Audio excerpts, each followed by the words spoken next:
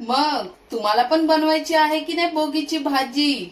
मग चला तर मग मी पण तुमच्यासाठी छान अशी भोगीची भाजी साध्या सोप्या पद्धतीत गावरान पद्धतीने आणलेली आहे. चला तर मग बनवूया. तुम्ही पण खा, मी पण खाते. घरचे खा, मस्त रहा. आज मी आपल्या समोर भोगी सण आणि भोगीची भाजी याबद्दल थोडेसे बोलणार आहे. मकर संक्रांतीच्या एक दिवस आधी येणारा सण म्हणजे भोगी. हा सण जुन्या गोष्टी सोडून नवीन विचार स्वीकारण्याचा संदेश देतो. भोगीच्या दिवशी पहाटे भोगीची भाजी तयार केली जाते. या भाजीमध्ये वांगी, गाजर, हरभरा, पावटा, मटार, मेथी अशा अनेक ताज्या भाज्या वापरल्या जातात. भोगीची भाजी ही फक्त एक पदार्थ नसून एकतेचे प्रतीक आहे. वेगवेगळ्या भाज्या एकत्र येऊन जशी स्वादिष्ट भाजी बनते, तसेच समाजातील वेगवेगळे लोक एकत्र राहिले तर आपले जीवन अधिक सुंदर होते, हा संदेश भोगीची भाजी देते. या सणातून आपल्याला शेतीचे महत्व, निसर्गाबद्दल कृतज्ञता आणि पारंपरिक संस्कृती जपण्याची शिकवण मिळते. भोगीच्या दिवशी घरातील सर्व सदस्य एकत्र येऊन ही भाजी खातात आणि आनंद साजरा करतात. मग तुम्हाला पण आनंद साजरा करायचा ना मंडळी? चला तर मग आपण पण बनवूया भोगीची भाजी आणि भोगीचा सण छान असा साजरा करूया. मग इथे मी तुमची लाडकी सारा किचन रेसिपी मध्ये तुमचं खूप खूप मनापासून स्वागत. चला तर मग भोगीच्या भाजीचं साहित्य बघूया. इथे मी सर्व प्रकारच्या ताज्या भाज्या घेतलेल्या आहेत, तुम्हाला दिसतच असेल. तर चला मी तुम्हाला दाखवते काय काय भाज्या घेतल्या. इथे मी वांगी घेतलेली आहे, वटाणा घेतलेला आहे, हरभरा, भुईमुगाच्या शेंगा साफ करून ठेवल्यात, तुरीच्या शेंगा, पावटा, घेवडा, गाजर आणि एक तर पालेभाजी पाहिजेच. मग चाकवताची भाजी घेतलेली आहे.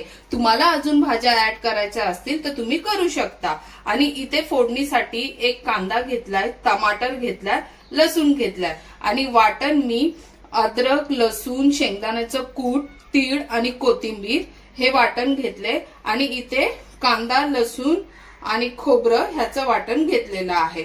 आणि इथे आपले सगळे घरगुती मसाले. चला तर मग भोगीची भाजी बनवूया आणि सण साजरा करूया. कढई ठेवलेली आहे. कढईमध्ये मी 4 पळी तेल टाकलेलं आहे, कारण की आपल्याला मस्त भोगीची भाजी झणझणीत आणि चमचमीत बनवायची आहे गावरान पद्धतीने.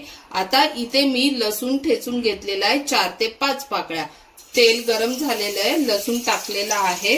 आता ह्याच्यामध्ये मी एक कांदा बारीक चिरलेला तो पण टाकणार आहे. आता कांदा आपला परतलेला आहे. एक टमाटर घेतलेला तो पण मी ह्याच्यामध्ये टाकणार आहे. आता आपला कांदा आणि टमाटर छान परतून झालेले आहेत. आपले मसाले टाकूया. इथे मी 1 चमचा घाटी मसाला घेतलाय, लाल तिखट पावडर घेतलेली आहे, धनेपूड, जिरेपूड, गरम मसाला घरगुती, अर्धा चमचा हळद, चवीनुसार मीठ, हे सगळं आपण ह्याच्यात टाकूया. आता मसाले पण परतले आहेत, तर आपण कांदा खोबऱ्याचं वाटण टाकूया. मी इथे 1 चमचा घेतलेला आहे. परत शेंगदाणा, लसूण, अद्रक, कोथिंबीर हे पण आपण ह्याच्यामध्ये टाकून घेऊया. हे मी 2 ते 3 चमचे घेतलेले आहेत. आता मसाला आपला छान परततोय, तोपर्यंत इथे मी बाकीची भाजी धुवून घेतलेली आहे. आता इथे मी वांगी कट करून टाकणार. जर आधीच वांगी कट केली असती तर काळी पडली असती, म्हणून मी आता वांगी कट करून, छान अशी कवळी वांगी आहेत, तर मी अशी 2 भाग करून वांगी टाकणार आहे. चाकवतची पण भाजी मी बारीक कट करून घेणार आहे. आपला मसाला परततोय छान असा. मसाल्याला 5 ते 7 मिनिटं छान असं परतून घ्यायचं आहे आपल्याला. आणि मग आपल्याला सगळ्या भाज्या त्याच्यामध्ये टाकायच्या आहेत.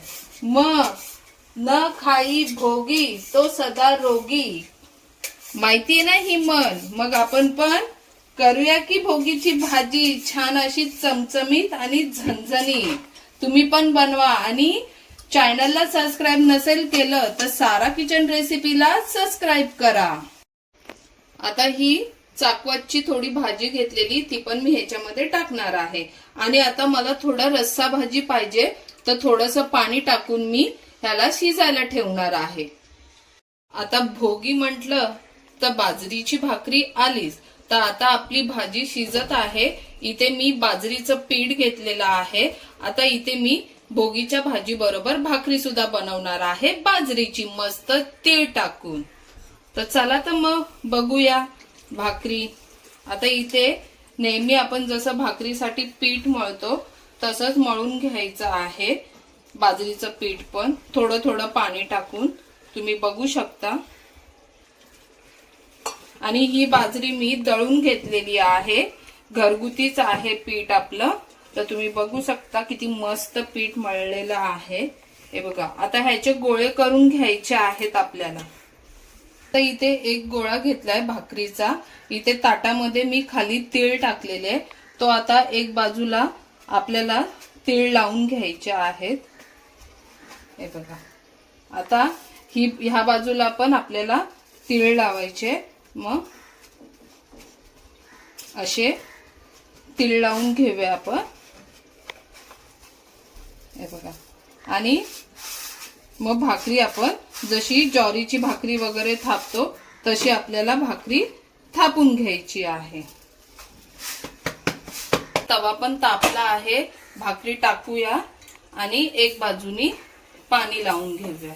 हे बघा, अशी जर तुम्ही भाकरी बनवली ना, छान असे तीळ लागतात सगळ्या बाजूंकडून आणि भाकरी छान अशी थापून घ्यायची। भाकरी मी दुसऱ्या बाजूला पलटी केलेली आहे, तुम्ही बघू शकता। आता भाकरी आपल्याला चांगली दोन्ही बाजूंकडून शिजून घ्यायची आहे। आता हे बघा, भाकरी आपल्याला एक बाजूनी झालेली आहे। आता हिला दुसऱ्या बाजूनी मस्त शेकून घेऊया। आता बघा, मस्त बाजरीची भाकरी पण अशी टम्म फुगणार आहे की नाही? मग गावरान पद्धत आणि झटकीपट होणारी रेसिपी।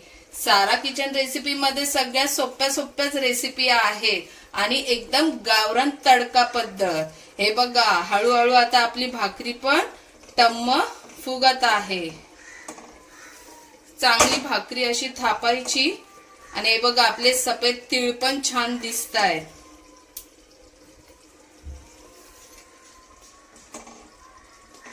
हे बघा, भाकरी छान अशी टम्म फुगली आहे आणि छान अशी दोन्ही बाजूंकडून शिजून घ्यायची आहे आपल्याला। भाजी पण झाली, भाकरी पण तुम्हाला दाखवली आहे की नाही? मस्त झटकीपट रेसिपी। मंडळी, मग आपली भोगीची भाजी तयार झालेली आहे। आता मी वरून इथे हे सफेद तीळ टाकणार आहे, तुम्ही बघू शकता।